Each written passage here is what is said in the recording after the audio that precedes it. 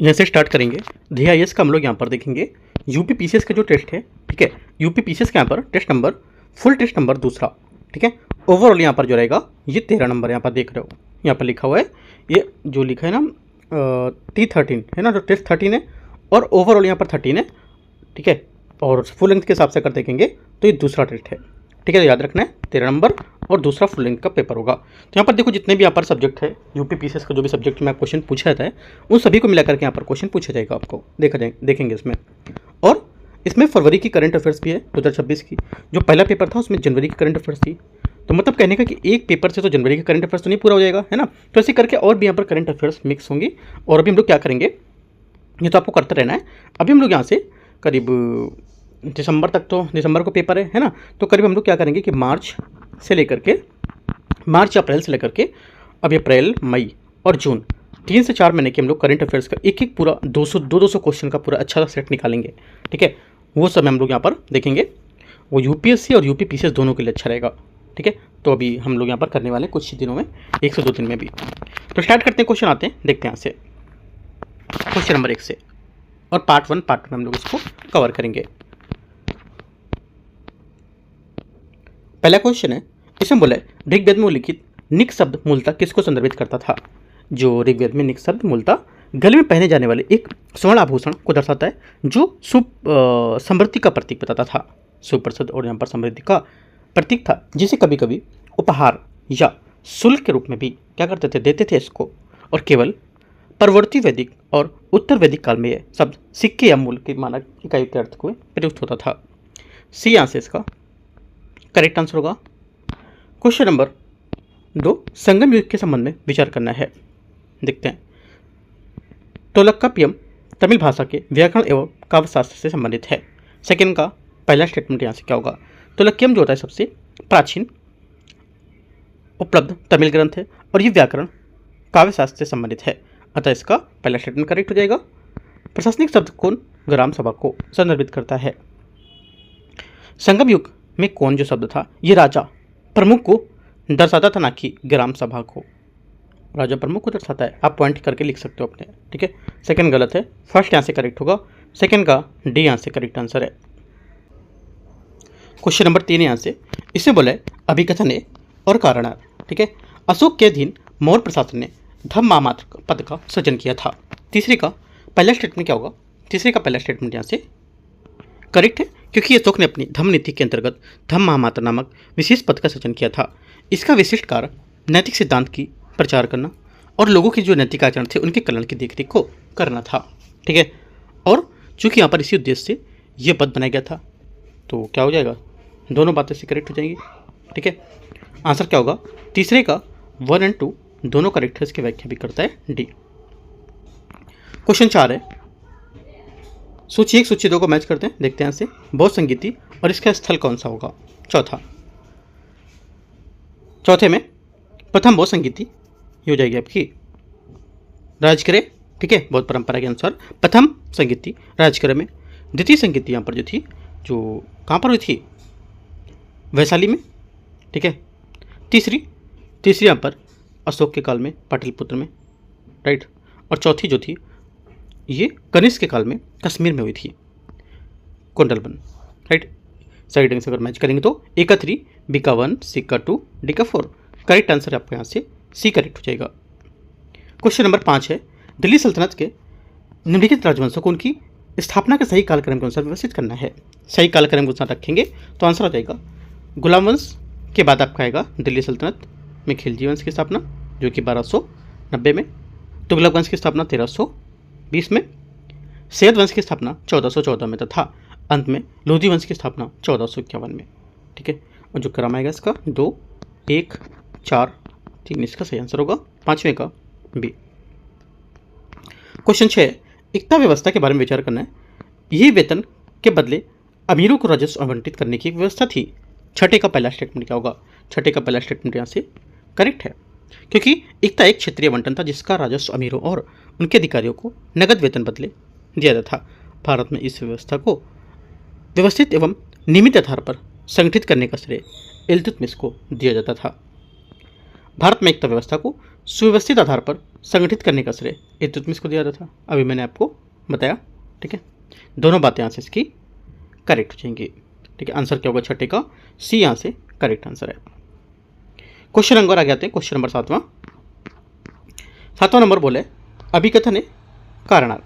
मोहम्मद बिन तुगलक का सांकेतिक मुद्रा टोकन करेंसी का प्रयोग क्या था? सफल था या विफल था? इसमें बोला विफल था, तो क्या होगा? पहला स्टेटमेंट यहाँ से एकदम करेक्ट है, सफल नहीं था, ठीक है, विफल था वो, क्योंकि मोहम्मद बिन तुगलक का सांकेतिक मुद्रा जो था विफल रहा था, और ये करेक्ट बात है इसलिए क्योंकि सांकेतिक सिक्के कांसे या तांबे के होते थे जिनकी जनता पर आसानी से नकल बना लिया करती थी, न कि स्वर्ण युग के, ठीक है। तो ये बात गलत हो जाएगा और वाला। क्यों गलत है? क्योंकि यहाँ पर कांसे तांबे के सिक्के थे जिनका जो जनता थी उसको कॉपी करके आसानी से नकल करके बना लेती थी, तो क्या होता था? मुद्रा दूसरी मुद्रा मजा मार्केट में चलने लगती थी, उसको लॉस हो जाता था, ठीक है। इसलिए क्या था उसमें ये सक्सेस नहीं हुआ, राइट। सांकेतिक मुद्रा को लेकर विफल रहा था ये, तो पहला सही है और दूसरा आंसर गलत होगा। आंसर क्या होगा? सी करेक्ट है यहाँ से। क्वेश्चन नंबर 8 है निम्नलिखित में से शास्त्रीय नृत्य और राज के कौन से यहाँ पर सही सम्मिलित कर रहा है? शास्त्रीय नृत्य और राज यहाँ पर है। पहला बोला है सत्रिय असम का मोहिनीअट्टम सत्रिय क्या है? असम का मोहिनीअट्टम, केरला का कुचिपुड़ी कहाँ का है? कुचिपुड़ी आंध्र प्रदेश का है ना, कर्नाटक का नहीं होगा। उड़ीसा का करेक्ट है, कुचिपुड़ी आंध्र प्रदेश का है, ठीक है। करेक्ट आंसर क्या होगा? करेक्ट आंसर 1, 2 और 4 सही है। 1, 2, 4 मतलब बी स्टेटमेंट यहाँ से करेक्ट हो जाएगा। क्वेश्चन नंबर 9 है गांधार कला शैली मथुरा शैली मुख्यतः किस आधार पर भिन्न है? बताना है किस आधार पर भिन्न होंगी। आंसर 9 का हो जाएगा, ये है गांधार कला शैली का विकास प्रबल यूनानी रोमन हेलोनिस्टिक प्रभाव से हुआ था, जो बुद्ध के यथार्थवादी एवं लहरदार केसों वाली प्रतिमाओं में दिखाई देता है। इसके विपरीत मथुरा शैली देशज थी तथा लाल बलुआ पत्थर का प्रयोग करती थी। यही हेलेनिस्टिक प्रभाव गांधार शैली की प्रमुख विशिष्टता होती थी। 9वें का डी स्टेटमेंट यहाँ से करेक्ट आंसर हो जाएगा। क्वेश्चन नंबर 10 है 1793 की स्थायी बंदोबस्त व्यवस्था के संबंध में विचार करना है। इसे लॉर्ड कॉर्नवालिस द्वारा बंगाल, बिहार और उड़ीसा में लागू किया गया था। 10वें का पहला स्टेटमेंट करेक्ट है। 1793 की स्थायी बंदोबस्त व्यवस्था लॉर्ड कॉर्नवालिस द्वारा बंगाल, बिहार और उड़ीसा में लागू की गई थी। सेकेंड बात है जमींदारों को भूमि का स्थायी स्वामी माना गया था। सही बात है, क्योंकि इसने जमींदारों को भूमि का स्वामी और स्थायी स्वामी माना था। उनका देय राजस्व स्थायी रूप से नियत रहता था, ठीक है, नियत कर दिया गया था।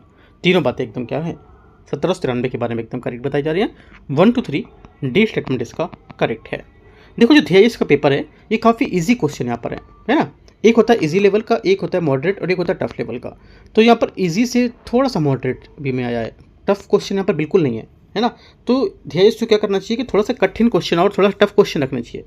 ये क्वेश्चन एग्जाम में फंसे हैं, ये सब नॉर्मल से क्वेश्चन तो सबको पता है, छोटी छोटी सी बातें है ना। तो क्वेश्चन घुमा के रखना चाहिए। तो जैसे यूपी पीसीएस का पैटर्न पूछ रहा है उस पैटर्न पर अभी हम लोग ने अपने यूकेटी के पेपर देखे हैं, है ना। करीब 5 पेपर देख चुका हूँ, 4 से 5 पेपर हम लोगों ने देखे हैं और इसमें से एक फुल पेपर भी कर चुका हूँ। काफ़ी अच्छे क्वेश्चन मैंने वहाँ पे कराए हैं। एक एक क्वेश्चन को छांट के जो क्वेश्चन बन सकता है एग्जाम में वो करके ला के ढूंढ के थोड़ा सा डीप में जाके क्वेश्चन बताया मैंने। और जो अगला पेपर भी लेके आने वाला हूँ उसका फुल लेंथ टेस्ट यूकेटी का अपना, वो भी मैं कल आपको कोशिश करूँगा कराने की।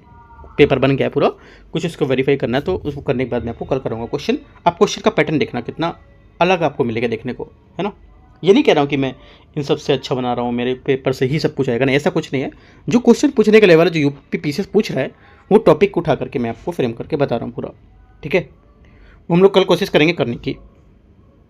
आगे आते क्वेश्चन नंबर 11 निम्नलिखित में से घटनाओं को उनके सही कालक्रम के अनुसार व्यवस्थित करना है। बंगाल का विभाजन, सूरत का विभाजन, भारतीय राष्ट्रीय कांग्रेस की स्थापना, लखनऊ समझौता। कौन सा यहाँ पर सीरियल से आएगा क्रम से?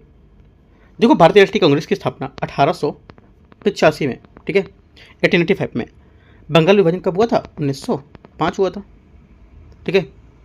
उसके बाद सूरत फूट या सूरत में जो क्या था विभाजन था ये 1907। उसके बाद लखनऊ समझौता 1916, सबसे लास्ट में था। करेक्ट आंसर क्या होगा? आंसर यहाँ से हो जाएगा 3124। 3124 सी स्टेटमेंट यहाँ से करेक्ट आंसर है क्वेश्चन नंबर 11 का। क्वेश्चन 12 देखते हैं। अभिकथन है और कारणार्थ। 1919 के रोलेट अधिनियम का भारतीय नेताओं में प्रबल विरोध किया था। 12वें का पहला स्टेटमेंट यहाँ से क्या होगा? पहला स्टेटमेंट यहाँ से करेक्ट है, क्योंकि रोलेट अधिनियम का प्रबल विरोध हुआ था और यह वास्तव में 1919 में पारित हुआ था, किंतु ये बताना है कि इसे कब पारित किया गया था ये नहीं समझाता था कि इसका विरोध क्यों हुआ था। इसका विरोध इसलिए हुआ था क्योंकि ये बिना मुकदमे की नज़रबंदी को अनुमति देती थी। ठीक है, आंसर क्या होगा? दोनों बातें सही है इसकी और व्याख्या भी करता है। ये यहाँ से करेक्ट आंसर है, पूरी बात ये है इसकी। Question number 13। भारतीय संविधान की विधि द्वारा स्थापित प्रक्रिया की अवधारणा मुख्यतः किस देश के संविधान से ली गई है? आंसर 13 का हो जाएगा, ये ली गई जापान से। ये क्या होगा? करेक्ट आंसर होगा 13 का। आर्टिकल 21 के अंतर्गत विधि के द्वारा स्थापित प्रक्रिया की अवधारणा जापान के संविधान से ली गई है और इसका अर्थ है कि विधायिका द्वारा विधिवत बनाया गया कानून पर्याप्त है, जबकि अमेरिका विधि में सम्यक प्रक्रिया जो होती है उसकी अवधारणा भिन्न है, अतः जापान सही स्रोत होगा। आगे आते क्वेश्चन नंबर 14, 14 नंबर है। राज्य के नीति निर्देशक तत्वों के बारे में विचार करना है। ये न्यायालय द्वारा परिवर्तनीय प्रकृति के होते हैं। 14 फर्स्ट स्टेटमेंट यहाँ से क्या होगा? करेक्ट होगा? नहीं, गलत है, क्योंकि राज्य के नीति निर्देशक तत्व का उद्देश्य सामाजिक और आर्थिक लोकतंत्र की स्थापना करना और ये आयरलैंड के संविधान से प्रेरित हैं। ठीक है, और इन्हें न्यायालय में लागू नहीं करा जा सकता है, ये गलत हो गया। इनका उद्देश्य सामाजिक और आर्थिक लोकतंत्र की स्थापना करना, करेक्ट बात होगी। तीसरा, ये आयरलैंड के संविधान से प्रेरित, अभी मैंने बताया आपको, तो 2 और 3 करेक्ट है, पहला गलत होगा। 14 का आंसर हो जाएगा आपका बी, 2 और 3। 15 नंबर है 15। अभिकथन है कारणार्थ बोला कि यहाँ पर आपको विचार करना है कौन सा इसमें सही है और कौन सा इसकी व्याख्या करता है। 15 पहला बोला है 42वां संविधान संशोधन अधिनियम को लघु संविधान कहा जाता है। पहली बात क्या होगी? करेक्ट है, क्योंकि 42वें संविधान संशोधन को लघु संविधान कहा जाता है तथा इसे 1975 से 70 75 से 77 के आपातकाल के दौरान पारित किया गया था, किंतु इसे ये नाम इसमें किए गए जो अत्यधिक व्यापक रूप से परिवर्तन के कारण मिला था। ठीक है, याद रखना है, ना कि इसके पारित होने के समय के कारण। ये गलत हो जाएगा, मतलब इसकी बात जो है, बातें दोनों करेक्ट हैं। ये बोला कहने का कि इसका जो इसमें क्यों इसको बोला था कि लघु संविधान, क्योंकि इसमें व्यापक ज़्यादातर यहाँ पर क्या परिवर्तन किए गए थे। ठीक है, और न कि पारित के समय के कारण होता। बातें दोनों करेक्ट हैं, लेकिन यहाँ पर इसका जो कथन बता रहा है वो व्याख्या नहीं कर रहा है इसकी। ठीक है, बातें दोनों करेक्ट हैं लेकिन व्याख्या इसकी नहीं कर रहा है, क्योंकि यहाँ पर ये बात कर रहा था लघु संविधान की और यहाँ पर ये बात कर रहा है राष्ट्रीय आपातकाल के लेकर के। आंसर क्या होगा? 15 का ए करेक्ट है। क्वेश्चन 16 है, राज्यपाल के पद के संबंध में विचार करने। राज्यपाल राष्ट्रपति के प्रसाद पर धारण करता है। 16 फर्स्ट स्टेटमेंट यहाँ से क्या होगा? करेक्ट है, क्योंकि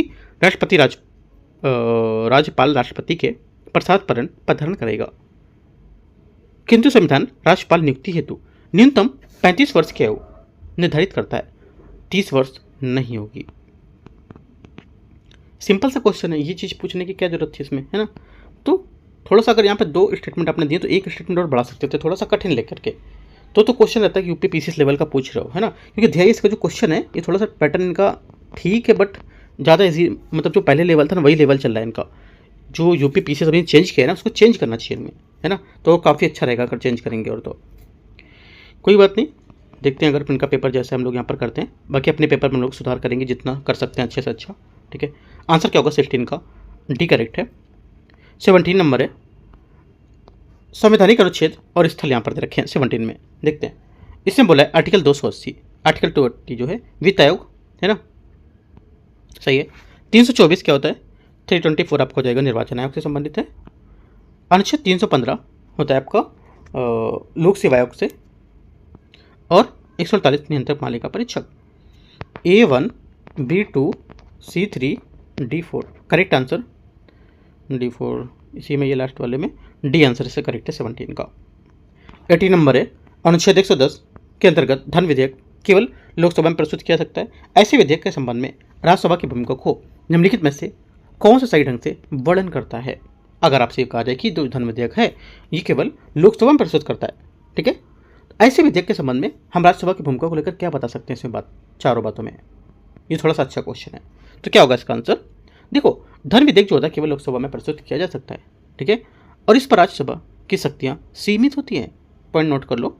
और राज्यसभा केवल सिफारिशें कर सकती है तथा उसी विधेयक 14 दिन के भीतर लौटाना अनिवार्य होता है।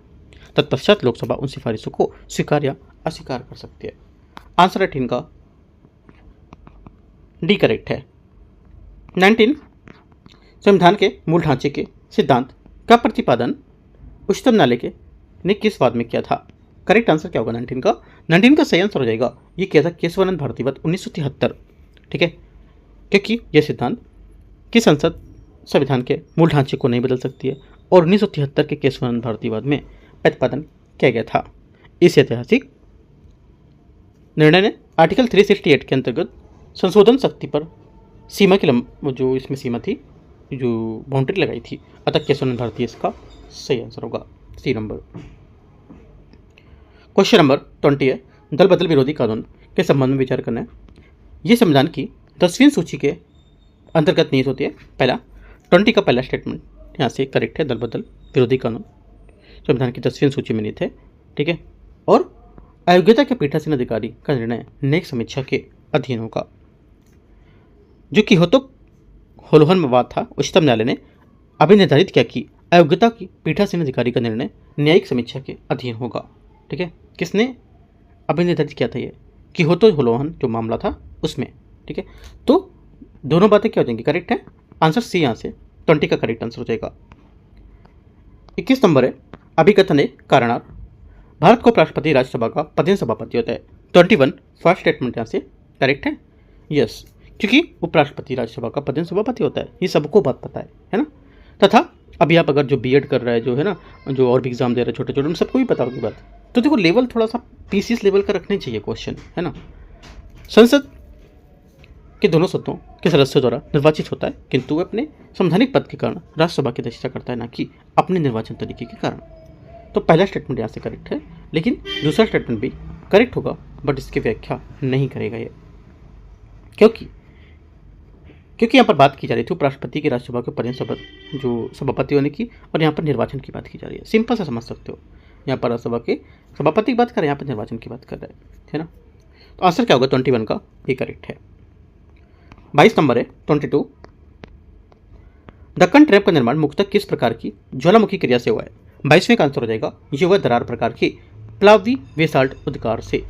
डी यहाँ से सही आंसर होगा, क्योंकि जो दक्कन ट्रैप का निर्माण जो दरार प्रकार है उसके उद्गार से हुआ है, जिसमें अत्यधिक तरल बेसाल्ट लावा भूमि की लंबी जो दरारें हैं बाहर बहती रहती हैं।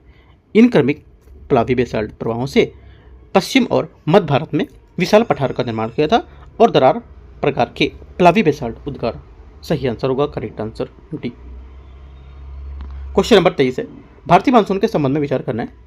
मानसून विच्छेद ब्रेक मानसून द्रोणिकी के खिसकने से संबंधित है। 23 फर्स्ट स्टेटमेंट करेक्ट है, क्योंकि मानसून विच्छेद मानसून द्रोणिकी के उत्तर या दक्षिण की ओर खिसकने से संबंधित है, पहला सही है। किंतु तमिलनाडु के कोरोमंडल तट को इसकी अधिकांश वर्षा लौटते या उत्तर पूर्वी मानसून से प्राप्त होती है, न कि दक्षिण पश्चिम मानसून से। पहला करेक्ट है, दूसरा गलत हो जाएगा। ऐसे दक्षिण पश्चिम मानसून नहीं होगा, क्या होगा? उत्तर पूर्वी मानसून होगा, और लौटता मानसून बोल सकते हो, ठीक है। तो करेक्ट आंसर 23 का डी यहाँ से करेक्ट है, केवल एक बात सही हो जाएगी इसकी यहाँ से। 24 नंबर है, पर्वतीय दर्रा और राज्य संघ क्षेत्र से कौन कौन से देखते हैं। पहली बात है जोजिला आपका हो जाएगा लद्दाख क्षेत्र में, ठीक है।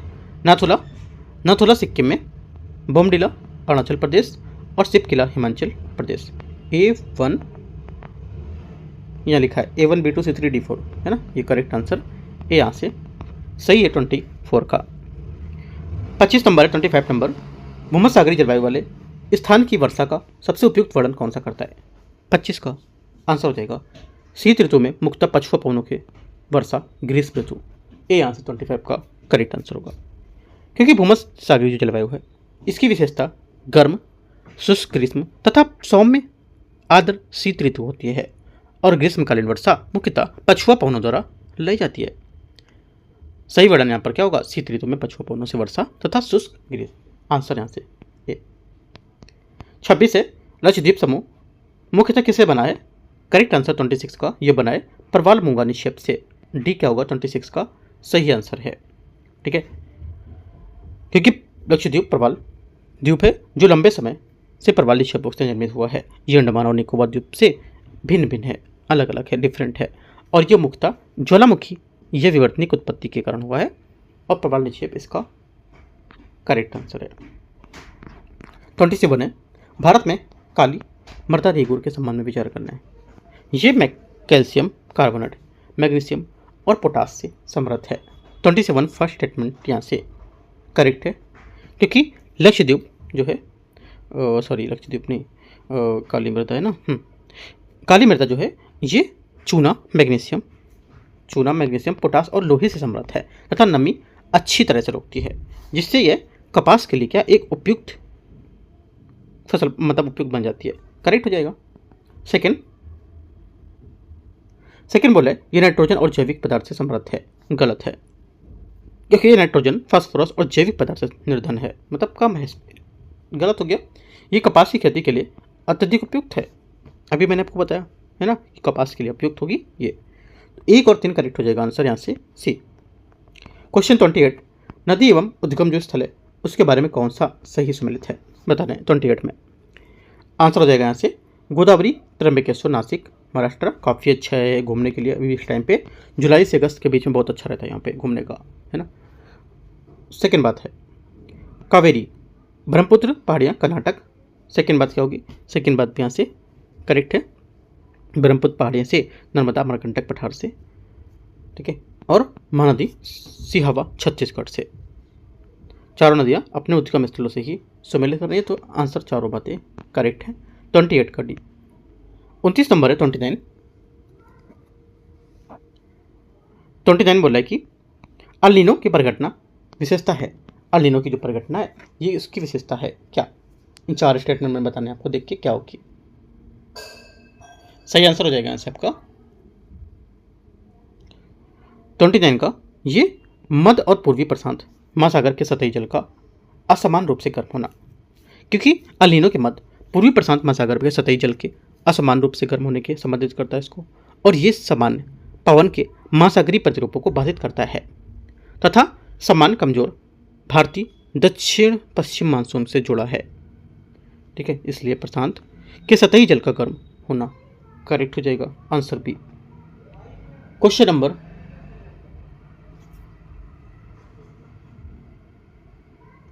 क्वेश्चन आ गया थे 29 हो गया 30 नंबर।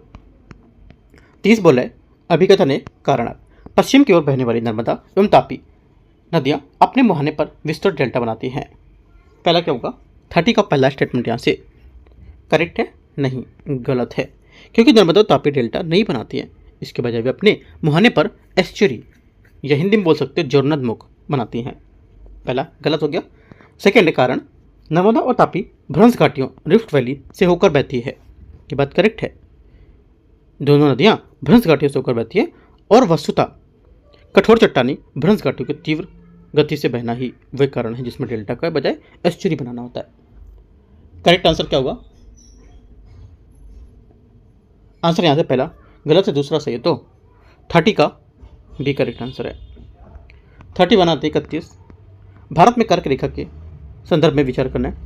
ये 8 भारतीय राज्यों से होकर गुजरती है। पहला क्या होगा? 31 फर्स्ट स्टेटमेंट यहाँ से करेक्ट है। इसमें राजस्थान, मध्य प्रदेश और त्रिपुरा सम्मिलित है, ये भी बात सही है ना। आंसर क्या होगा? सी करेक्ट है। अगर ऐसा पेपर यूपी पीसीएस पूछेगा मेरिट कितना जाएगा बताए आपको? मेरिट कम से कम जो जैसे कि भी जाता है ना 110, 108, 109 से जाता है, तो 130 से 135 मेरिट पहुँचेगा। 150 मतलब कितना, 150 क्वेश्चन रहता है ना 200 में, वो काफ़ी इजी क्वेश्चन है। 32 नंबर आते हैं 32 हिमालय के गिरिपथ में भावर पट्टी के निर्माण को निम्नलिखित में से कौन सा सही वर्णन करता है? 32 का आंसर हो जाएगा ये कंकड़ और बजरी सक्रिय पट्टी जहां धाराएं भूमिगत होकर लुप्त हो जाती हैं, ये इसका सही वर्णन करता है। क्योंकि जो भावर होता है ये हिमालय के जो गिरिपथ होते हैं उसके कंकड़ और बजरी की एक क्या उसे सक्रिय पट्टी होती है जो पर्वतों से निकलती है और नदियों द्वारा निक्षेपित होती है। इस पट्टी में सरंद पदार्थ के कारण धाराएं भूमिगत होकर लुप्त हो जाती हैं। यह आगे दक्षिण में दलदली तराई क्षेत्र में पुनः प्रकट होती हैं। आंसर डी क्या होगा? 32 का सही है। 33 नंबर है, गल्फ स्ट्रीम किसका एग्जाम्पल है? 33, गल्फ स्ट्रीम एक गर्म महासागरीय धारा है जो उत्तरी अटलांटिक महासागर में बहती है। ये उष्णकटिबंधीय गर्म जल को उत्तर पश्चिम यूरोप की ओर ले जाती है तथा वहाँ की जलवायु को संतुलित रखती है। अतः ये अटलांटिक महासागर की गर्म धारा है। 33 का बी स्टेटमेंट यहाँ से क्या हो जाएगा? एकदम करेक्ट है। 34 नंबर क्वेश्चन है, इसमें बोले कि भारतीय अर्थव्यवस्था के संबंध में राजकोषीय घाटा की सर्वोत्तम परिभाषा क्या होगी?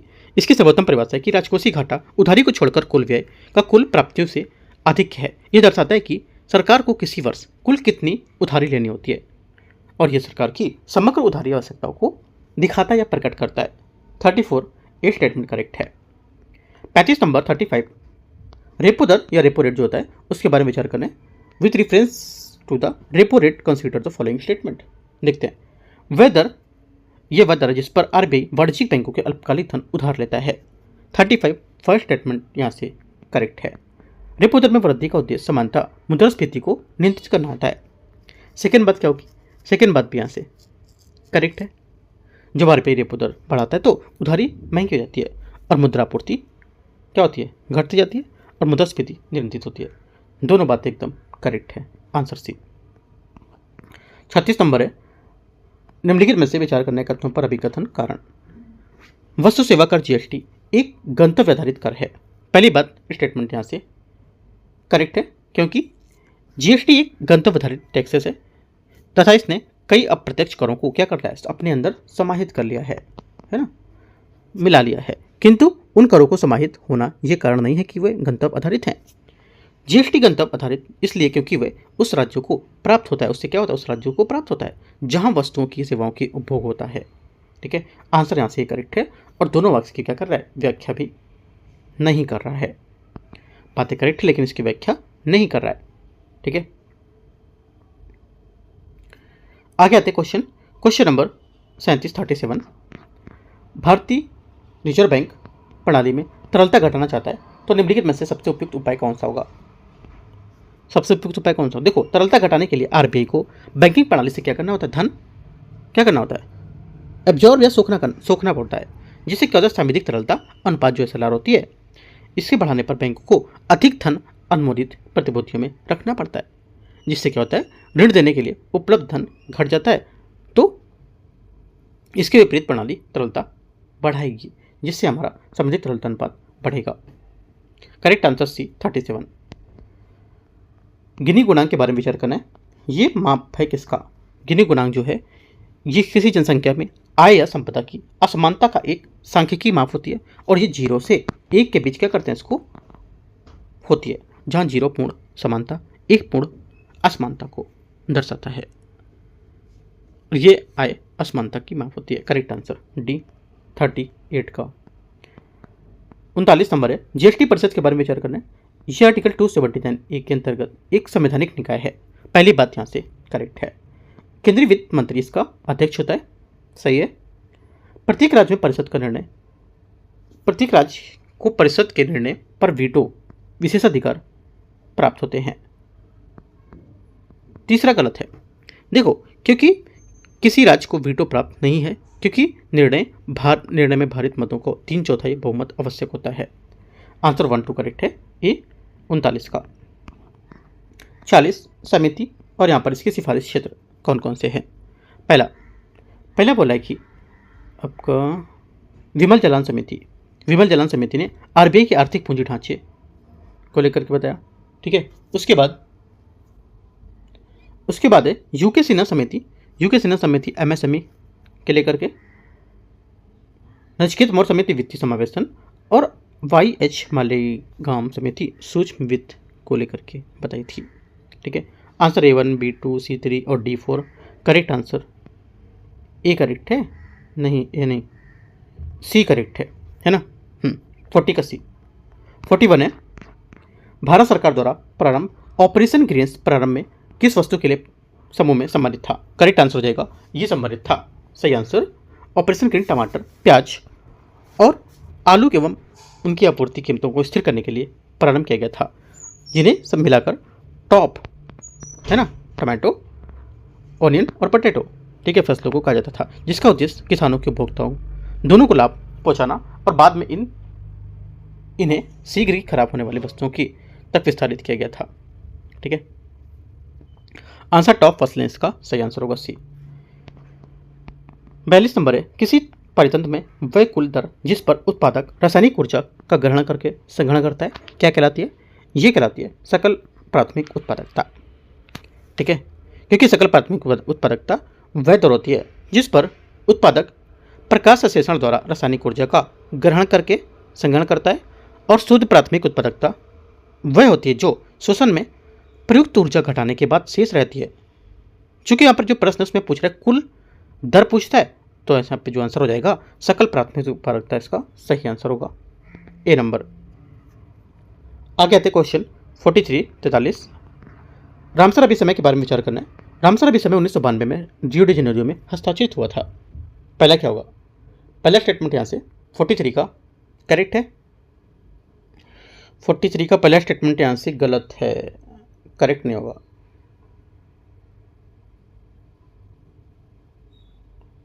पहले यहाँ से गलत हो जाएगा, क्यों देखते हैं।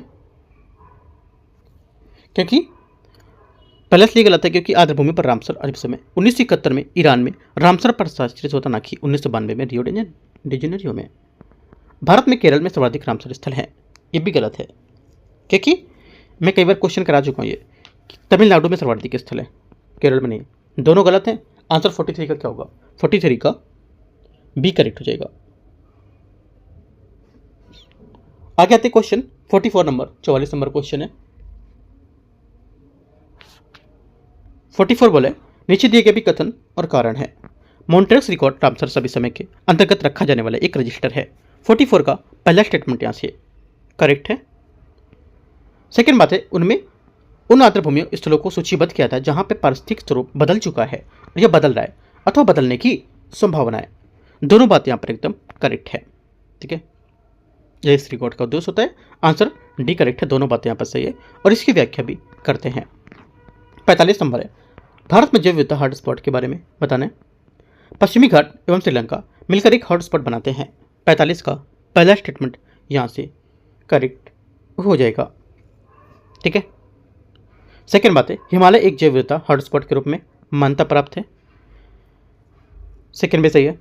तीसरा है, संपूर्ण सिंधु गंगा का मैदान एक जैव विविधता हॉटस्पॉट के रूप में वर्गीकृत है।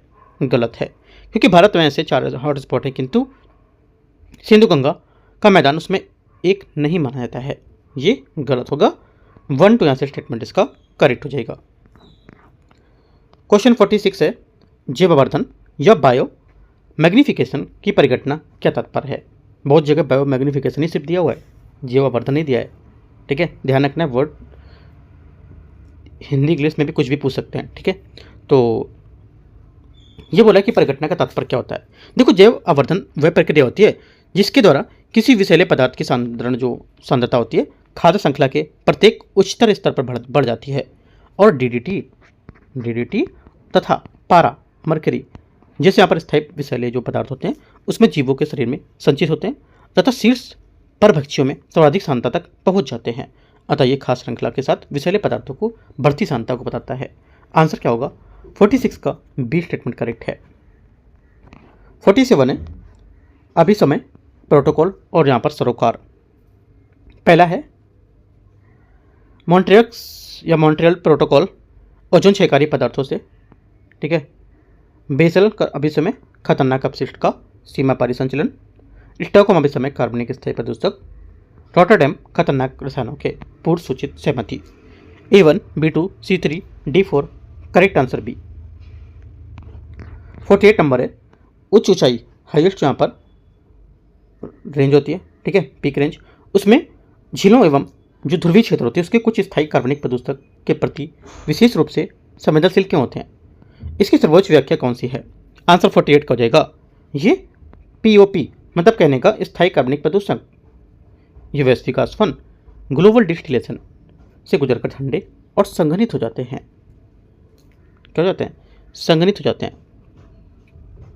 जो स्थायी कार्बनिक प्रदूषक होते हैं ये वाष्पशील होते हैं तथा वैश्विक आसवन नामक प्रक्रिया से वायुमंडल में यात्रा करने के दौरान क्या करते हैं? ये संघनित हो जाते हैं, ठीक है, जिसे ग्रॉस हॉपर प्रभाव भी कहते हैं।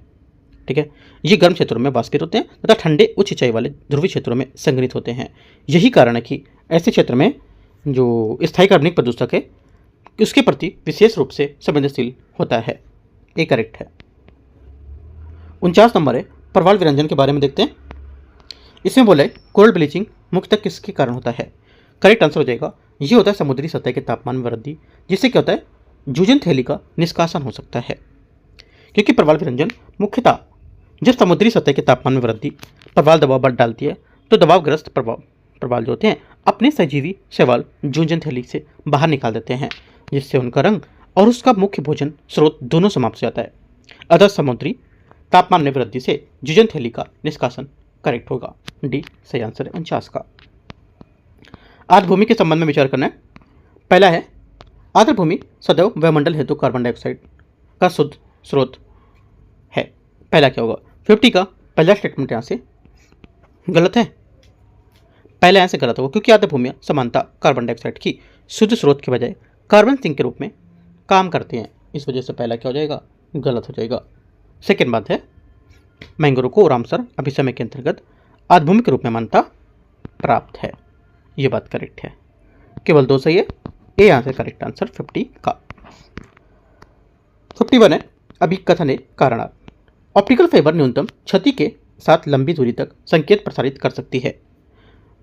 पहली बात क्या होगी? यहाँ से करेक्ट है क्योंकि ऑप्टिकल केबल जो होती है ये पूर्ण आंतरिक परावर्तन के सिद्धांत पर काम करती है और जो प्रकाश के फाइबर कोड में बंद रखता है, और यही कारण है कि जिससे न्यूनतम क्षय के साथ लंबी दूरी तक संकेत को ली जा सकती है। दोनों बातें करेक्ट है और इसकी व्याख्या भी करता है। 52 नंबर क्वेश्चन है भारत के चंद्रयान 3 चंद्रमा के किस क्षेत्र के पास सॉफ्ट लैंडिंग की है? आंसर हो जाएगा ये की है चंद्र दक्षिणी ध्रुव के पास। बी यहाँ से सही आंसर है। चंद्रयान 3 2023 में चंद्रमा के दक्षिणी ध्रुव से निकट उच्च अक्षांश क्षेत्र में सफल सॉफ्ट लैंडिंग की। इसके साथ ही भारत चंद्र दक्षिणी ध्रुव के निकट उतरने वाला विश्व का पहला देश बन गया है। अच्छा, चंद्र दक्षिणी ध्रुव सही आंसर बी। 53 है कृत्रिम बुद्धिमत्ता एआई के बारे में। मशीन लर्निंग कृत्रिम बुद्धिमत्ता का एक उपसमुच्चय है। पहला क्या होगा? 53 का पहला स्टेटमेंट यहाँ से करेक्ट है। डीप लर्निंग में कई परतों वाले कृत्रिम तंत्रिका नेटवर्क उपयोग किए जाते हैं। अगला एक लार्ज लैंग्वेज मॉडल को मुख्यतः अनुक्रमों की भविष्यवाणी के लिए पाठ्य डेटा को प्रशिक्षित किया जाता है। तीनों बातें यहाँ पर क्या होंगी? करेक्ट है। 53 का answer 1 2 3 D correct answer. 54 number 54 deep fake सबसे अधिक किस सीआई तकनीकी का उपयोग करके बनाया जाता है? आंसर 54 का हो जाएगा ये जनरेटिव इंग्लिश में पढ़ते हैं जनरेटिव एडवर्सरियल नेटवर्क। ठीक है, तो डी यहाँ से क्या होगा? 54 का करेक्ट आंसर होगा। डीप फेक करते हैं चित्र, ऑडियो या वीडियो होते हैं जो सर्वाधिक समानता जनरेटिव एडवर्सरियल नेटवर्क से बनाए जाते हैं, और जो GAN है ना, GAN इसका शॉर्ट फॉर्म है, में दो तंत्रिका तंत्र नेटवर्क परस्पर प्रतिस्पर्धा करते हैं जो एक नकली सामग्री बनाते हैं और एक दूसरा उसका पता लगाने का प्रयास करता है, जिससे अत्यंत यथार्थवादी परिणाम बनता है। आंसर क्या होगा? डी करेक्ट है 54 का। 55 नंबर है हरित हाइड्रोजन का उत्पादन किसके द्वारा होता है? करेक्ट आंसर क्या होगा? 55 का। 55 का सही आंसर यहाँ से सी नवीकरणीय ऊर्जा का उपयोग करके जल के अपघटन से। सी यहाँ से सही आंसर होगा 55 का, क्योंकि हरित हाइड्रोजन का उत्पादन सौर या पवन जैसे तकनीकों स्रोतों से प्राप्त जो बिजली है, ठीक है, उसका उपयोग करके जल विद्युत अपघटन से होता है, क्योंकि इस प्रक्रिया में जीवाश्म ईंधन का प्रयोग नहीं होता है और अतः ये लगभग पूर्णतः कार्बन मुक्त है। अतः नवीकरणीय ऊर्जा का प्रयोग कर जल विद्युत अपघटन सही होगा सी। यहाँ पे देखो जो 54 क्वेश्चन था इसमें एआई वाली अभी काफ़ी न्यूज़ भी आई थी एआई की, कि अभी कुछ मतलब जैसे कि कोई किसी को मारने का प्लान बना रहा था, है ना, तो मारने का या कुछ ऐसे कुछ था न्यूज़ में, तो एआई से एक चीज़ यहाँ से पूछ रहा था वो। एआई क्या होता है, हम लोग क्या करते हैं, यही से अपना डेटा पूरा उसको देते हैं, है ना, अपनी मेल आईडी, फ़ोन का, है ना, तो सब पूरा तो फ़ोन से एक्सेस कर लेता है। आप कहाँ पर हो, भले ही आप लोकेशन ऑफ करो, तो फ़ोन से एक्सेस कर, जैसे आप पूछ रहे हो उससे क्या क्या करना है, आपने भले डुप्लीकेट अपनी आईडी बना लो, है ना, जीमेल आईडी आप दूसरी बना लो, किसी और की कर लो, लेकिन आप जो यूज कर रहे हो, जो लोकेशन कर रहे हो यूज, वहाँ पर आपको ट्रेस कर देगा वो, ठीक है। उससे क्या होगा कि जैसे कि वहाँ पर कुछ न्यूज़ में था कि वो किसी को मारने आने का प्लान बना रहा था, तो वहाँ से इसको जनरेट ऐसे ऐसे पूछ रहा था क्या क्या प्लान करना चाहिए, तो प्लान इसको बताता है कि साथ में इसकी सूचना उसने कंट्रोल रूम को भी दे दी कि ऐसे ऐसे यहाँ पर करने जा रहा है ना। करीब 2-3-4 लोग को मारना था उसको, तो पूरा प्लान सेट था। तो उसने यहाँ पर न्यूज़ वो थी कंट्रोल रूम को दी, उससे क्या हुआ, यहाँ पर कंट्रोल रूम से यहाँ पर पुलिस तक पहुँची बात, उससे यहाँ पर पकड़ा इसको। तो क्या एआई एक इस चीज़ के लिए भी थोड़ा अच्छा साधन है कि तुमको पता नहीं चल रहा है कि क्या हो रहा है, वो जाके उसने सूचना दे दी और आप यहाँ से पकड़ गए। तो देखो यहाँ पर जो अपने पढ़ने के लिए जो अपनी सामग्री उसी चीज़ के लिए आप प्रयोग करोगे तो काफ़ी अच्छा है एआई, है ना। लेकिन बाकी जैसे कि आप यहाँ पर किसी को मारना है, पीटना है, चोरी करना है, सब चीज़ के लिए अगर देख रहे हो तो वो आपकी सूचना दे सकता है दूसरी जगह भी है ना। दूसरी जगह क्या मतलब, जो चीज़ सही है वो सही ही करेगा, है ना। तो याद रखना है, ध्यान रखना है। आंसर क्या होगा 55 का सी करेक्ट है। 56 नंबर है, टीकों के संबंध में विचार करना है। जीवित क्षणित टीके में किसी रोगाणु के केवल विशिष्ट प्रोटीन इकाइयाँ उप इकाइयाँ होती हैं। 56 का पहला स्टेटमेंट क्या होगा, पहला स्टेटमेंट यहाँ से इसका गलत है, ठीक है, क्योंकि जीवित अनुवर्गीकृत टीका रोगाणु को ध्रुवीकृत संपूर्ण रूप प्रयोग करता है, ना कि केवल चुनिंदा प्रोटीन उप इकाइयाँ। जब किसी आबादी का पर्याप्त बड़ा हिस्सा प्रतिरोधी हो जाता है तो झुंड प्रतिक्रिया प्राप्त की जा सकती है। सेकेंड करेक्ट, गलत है, गलत है, नहीं, सेकेंड करेक्ट है। क्यों, क्योंकि सामूहिक प्रतिरक्षा की परिभाषा दी गई, क्योंकि यहाँ पर जब ये आबादी का पर्याप्त बड़ा हिस्सा प्रतिरोधी हो जाता है तो झुंड प्रक्रिया प्राप्त की जा सकती है, एक बड़ा हिस्सा प्रतिरक्षित किया जा सकता है। आंसर क्या होगा, बी करेक्ट हो गया। यहाँ से पहली बात गलत है तो दूसरा करेक्ट है, ठीक है। 56 का पहला गलत है, सेकंड करेक्ट है, तो ए यहाँ से इसका सही आंसर होगा। आगे आते क्वेश्चन 57 नंबर है, एज कंप्यूटिंग से तात्पर्य क्या है। एज कंप्यूटिंग से तात्पर्य केंद्रीकृत क्लाउड की बजाय एक स्रोत डिवाइस के निकट डेटा प्रसंस्करण करना। कहने का मतलब कि एज कंप्यूटिंग जो अर्थ है इसका आंकड़ा प्रसंस्कृत उस स्रोत या उपकरण से निकट करना जहां वो उत्पन्न होते हैं, न कि सबको किसी दूरस्थ केंद्रीय क्लाउड पर भेजना। इससे विलंब तथा नेटवर्क जो बैंडविड्थ होते हैं उसका उपयोग दोनों घटते हैं और स्रोत के निकट आंकड़ों का प्रसंस्करण सही होता है। बी करेक्ट आंसर है। 58 है, IMEC के संबंध में विचार करना है।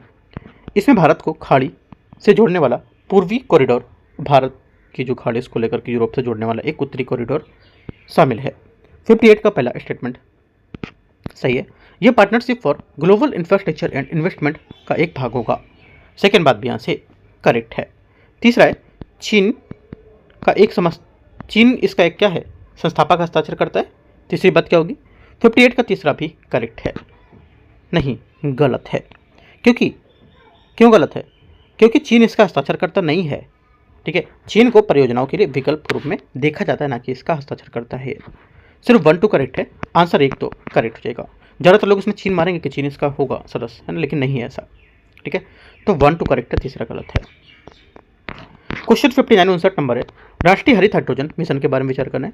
ये 2030 तक लगभग 5 मिलियन मीट्रिक टन प्रति वर्ष हरित हाइड्रोजन उत्पादन क्षमता का लक्ष्य रखता है। 59 पहला स्टेटमेंट यहाँ से क्या होगा, करेक्ट है। यह मिशन नवीन और नवीकरणीय ऊर्जा मंत्रालय के द्वारा कार्यान्वित किया जाता है, यह भी बात यहाँ से करेक्ट है। दोनों बातें यहाँ से एकदम सही है। आगे क्वेश्चन आते हैं 60 नंबर, नीचे दिए गए विकथन कारण। भारत वैश्विक स्तर पर डिजिटल सार्वजनिक अवसंरचना DPI को सक्रिय रूप से बढ़ावा दे रहा है। 60 का पहला स्टेटमेंट यहाँ से करेक्ट है, ठीक है। सेकेंड बात है, भारत का UPI एक विदेशी निगम के स्वामित्व का संचालन एक स्वामित्व प्रणाली है। सेकंड गलत है, क्योंकि भारतीय राज्यों में उत्तर प्रदेश के पास सर्वाधिक GI टैग, सेकंड बात यहाँ से इसकी गलत हो जाएगी, क्योंकि जो UPI जो है इसका निर्माण एवं संचालन भारतीय संस्था national payment corporation of India द्वारा किया था, ना कि किसी विदेशी निगम द्वारा। सबको पता है NPCI इसको क्या करता है, देखता है, मैनेज करता है। तो 1 सिर्फ करेक्ट है, 60 का आंसर सी करेक्ट हो जाएगा। 61 देखते हैं, भौगोलिक संकेतक GI टैग के बारे में विचार करना है। जीआई रजिस्ट्री चेन्नई में स्थित है। पहली बात यहाँ से स्टेटमेंट क्या होगा? करेक्ट है, सही है। सेकेंड बात है, भारतीय राज्यों में उत्तर प्रदेश के पास सर्वाधिक जीआई टैग उत्पाद हैं। ये बात भी करेक्ट हो जाएगी, दोनों बातें सही हैं। Answer C. 62 नंबर है 62, ग्लोबल स्टॉक टेक किस अंतर्राष्ट्रीय ढांचे से जुड़ी एक प्रक्रिया है? आंसर हो जाएगा 62 का करेक्ट आंसर यूएनएफसीसीसी के तहत पेरिस समझौता।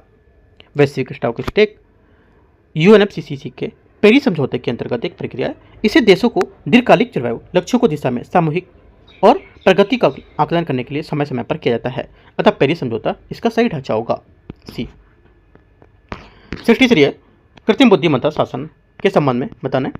भारत ने सुरक्षित और विश्वसनीय एआई पर वैश्विक विचार विमर्श में भाग लिया है।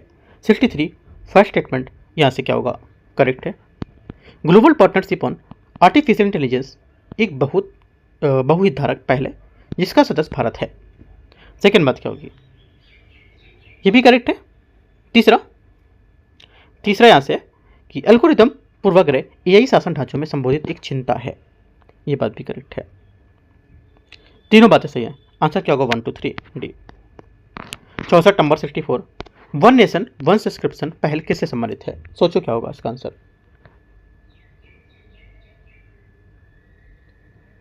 इसका आंसर हो जाएगा वन नेशन वन जो सब्सक्रिप्शन पहल है, संबंधित है किससे?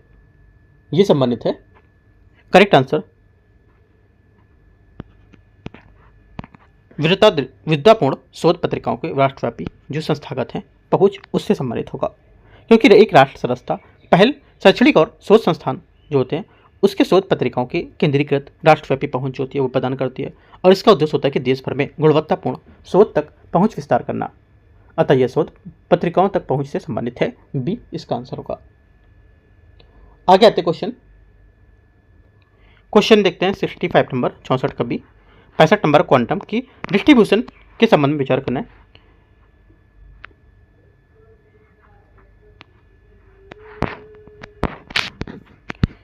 देखते हैं इसको। पहला बोला है ऐसे कि यह सुरक्षित संचार के लिए क्वांटम यांत्रिकी के सिद्धांत का उपयोग करता है। पहली बात यहां से करेक्ट है। कोई भी छिपकर सुनने का प्रयास क्वांटम अवस्थाओं को विक्षुब्ध कर सकता है और इसका पता लगाया जा सकता है। दोनों बातें करेक्ट हैं, ठीक है। आंसर क्या होगा? सी यहां से करेक्ट आंसर है। 66 नंबर है, भारत के अंतरिक्ष क्षेत्र में सुधारों के बारे में विचार करना है। इन स्पेस निजी अंतरिक्ष गतिविधियों को बढ़ावा देने और अधिकृत करने के लिए एकल खिड़की एजेंसी के रूप में काम करता है। 66 फर्स्ट स्टेटमेंट यहां से करेक्ट है। NSIL इसरो की वाणिज्यिक शाखा है, सेकेंड बात भी करेक्ट है। भारतीय अंतरिक्ष नीति 2023 निजी भारतीय को प्रोत्साहित करती है, ये भी बात करेक्ट है। आंसर 66 का 1 2 3 डी यहां से क्या होगा? करेक्ट आंसर है। 67 उत्तर प्रदेश के भूगोल के संबंध में विचार करना है। उत्तर प्रदेश नेपाल के साथ एक अंतर्राष्ट्रीय सीमा साझा करता है। 67 का पहला स्टेटमेंट यहां से एकदम करेक्ट है, ठीक है।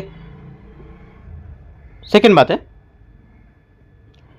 लखीमपुर खीरी क्षेत्रफल की दृष्टि से उत्तर प्रदेश का सबसे बड़ा जिला है। दोनों बातें सही है, answer C.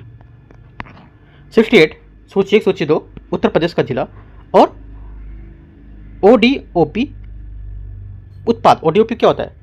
One district one product उत्पाद, ठीक है। 68 में देखते हैं ये क्या होगा। भदोही कालीन के लिए प्रसिद्ध है, ठीक है। मुरादाबाद पीतल के लिए, मुरादाबाद का पीतल काफ़ी अच्छा होता है और हल्का और जो काफ़ी टाइम तक टिकाऊ है ना, काफ़ी अच्छी पीतल की क्वालिटी मुरादाबादी पीतल होती है। फिरोजाबाद कांच का सामान जैसे चूड़ियाँ, कांच के बर्तन, क्रॉकरी, ये सब यहाँ पर मिलेंगे आपको। और कन्नौज जब जैसे कि कानपुर या ये इटावा है ना, या लखनऊ से दिल्ली के लिए आप आओगे तो फिरोजाबाद अगर स्टॉप मिलेगा तो उधर बहुत सारे लोग चढ़ते ट्रेन में चूड़ी वूड़ी बेचने के लिए, जो कांच के सामान है वो सब के लिए है ना। आगे कन्नौज इतर के लिए, ठीक है। तो ये सबसे ईजी क्वेश्चन है। आंसर 68 का क्या होगा? A1 B2 C3 D4 C। 69 number है क्वेश्चन, उत्तर प्रदेश में बुंदेलखंड एक्सप्रेसवे चित्रकूट को आगरा से लखनऊ एक्सप्रेसवे से किस बिंदु से जोड़ेगा? ये जोड़ेगा इटावा से। बुंदेलखंड एक्सप्रेसवे चित्रकूट क्षेत्र से चलकर इटावा में आगरा लखनऊ एक्सप्रेसवे से मिलाता है। ये बुंदेलखंड क्षेत्र की सड़क संपर्क व्यवस्था को काफ़ी बेहतर बनाता है। इटावा इसका सही आंसर है। 70 नंबर क्वेश्चन है, उत्तर प्रदेश की नदियों के संबंध में कौन सा सही है? सही पूछे? हाँ, गोमती गंगा नदी की एक सहायक नदी है। 70 का पहला स्टेटमेंट एकदम करेक्ट है। ठीक है, गोमती एवं घाघरा सरयू गंगा की सहायक नदियाँ हैं तथा घाघरा नदी बिहार राज्य में छपरा के गंगा के पास से निकलती है। छपरा में जो रेवलगंज है उसके पास गंगा में मिलती है और ये उत्तर प्रदेश की बिहार की सीमा बनाते हुए बहती है। ठीक है, सेकेंड बात है घाघरा सरयू उत्तर प्रदेश के भीतर मिलेगी। सेकेंड बात अब क्या होगी? गलत है, अभी मैंने आपको बताया, क्योंकि ये उत्तर प्रदेश के बिहार में सीमा बनाते हुए बहती है और छपरा के निकट समाहित हो जाती है और बेतवा केन बुंदेलखंड क्षेत्र से होकर बहती है। ये बात गलत होगी सेकंड वाली। तीसरा करेक्ट है, 1 और 3 सही है, आंसर सी। 71 है अभिकथन है कारणार्थ। उत्तर प्रदेश भारत में सबसे अधिक गन्ना और चीनी उत्पादक करने वाला राज्य है। 71 का पहला स्टेटमेंट यहाँ से एकदम करेक्ट है। सेकेंड बात है उपजाऊ गंगा के मैदान और पर्याप्त सिंचाई गन्ने में राज्य की खेती के लिए अनुकूल है। दोनों बातें करेक्ट है, आंसर में यहाँ से सी करेक्ट है। ठीक है, क्योंकि यहाँ पर उपजाऊ गंगा के मैदान और पर्याप्त सिंचाई राज्य के कर गन्ने की अनुरूप होगी। इसके 1 और 2 दोनों सही है, डी। 72 उत्तर प्रदेश में ऐतिहासिक स्थल के बारे में विचार करना है। सारनाथ जहाँ बुद्ध ज्ञान प्राप्त किया था वाराणसी के पास है। पहली बात 72 का स्टेटमेंट यहाँ से गलत है।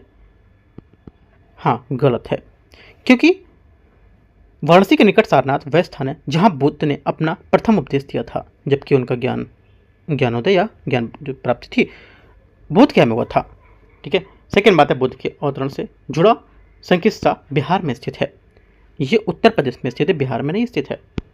दोनों बातें गलत है, आंसर बी।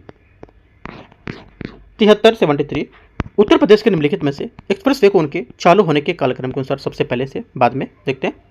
तो 73 आपका हो जाएगा पहले तो Yamuna express way, Agra Lucknow express way, Purvanchal Bundelkhand express way. 4 3 2 1 इसका सही आंसर होगा।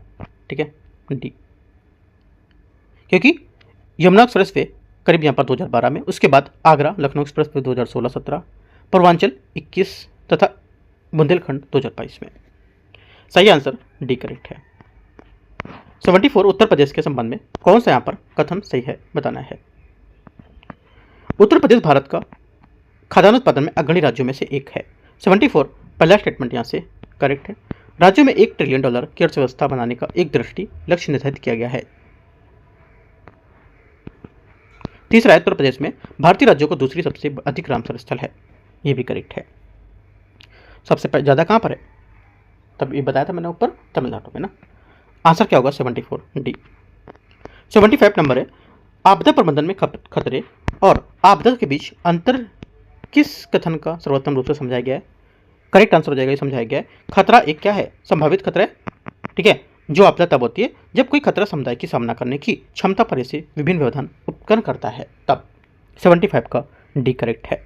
ठीक है, कोई संकट तभी आपदा में बदलता है जब वह किसी संवेदनशील समुदाय पर प्रहार करे या उसके सामना करने की क्षमता से अधिक हो जाए, तो क्या हो जाएगा? खतरा बताते हैं उसको, है ना। और अंतिम विकल्प यहाँ पर इसका आंसर जो होगा ये करेक्ट डी यहाँ से सही आंसर होगा। इस टाइप से हम लोग ने यहाँ पर 75 क्वेश्चन कवर कर लिए। ठीक है, अब बच्चे क्वेश्चन 76 से 150 क्वेश्चन हम लोग यहाँ पर पार्ट 2 में कवर करेंगे। ठीक है, साथ में हम लोग अपना यूकेटी का भी टेस्ट लेके आने वाले, काफ़ी अच्छे क्वेश्चन वहाँ पर देखने को मिलेंगे। यूपी पीसीएस लेवल का पूरा अच्छे लेवल का क्वेश्चन, ठीक है, जो कि हम लोग आज से कल में डिस्कस करने वाले हैं। एंड करते हैं से इसको, कुछ डाउट रहेगा नीचे कमेंट में आप पूछ सकते हो। और ये अपना चैनल यूकेटी और DUKT Delhi UPSC knowledge track और यूपीएससी नॉलेज ट्रैक दोनों पर देख रहे हो। ठीक है, दोनों ही अपने चैनल हैं, दोनों को आप सब्सक्राइब कर लो, दोनों ही किसी में भी आप यहाँ पर देख सकते हो। ठीक है, कुछ यहाँ पर जो टेस्ट है वो मैं आपको यूकेटी पे नहीं करा सकता, इसलिए मैं DUKT में कराता हूँ, तो इसलिए DUKT को भी सब्सक्राइब कर लो। ठीक है, एंड करते हैं। चैनल भी अपना ये भी है, यूपीएससी नॉलेज ट्रैक भी है और दिल्ली यूपीएससी नॉलेज ट्रैक भी अपना चैनल है। ठीक है, दोनों को सब्सक्राइब करना है, क्योंकि अभी मैं करंट अफेयर्स को लेकर के साथ में आंसर राइटिंग है वो भी स्टार्ट करने वाला हूँ कल से या परसों से फिर से। All the best, thank you.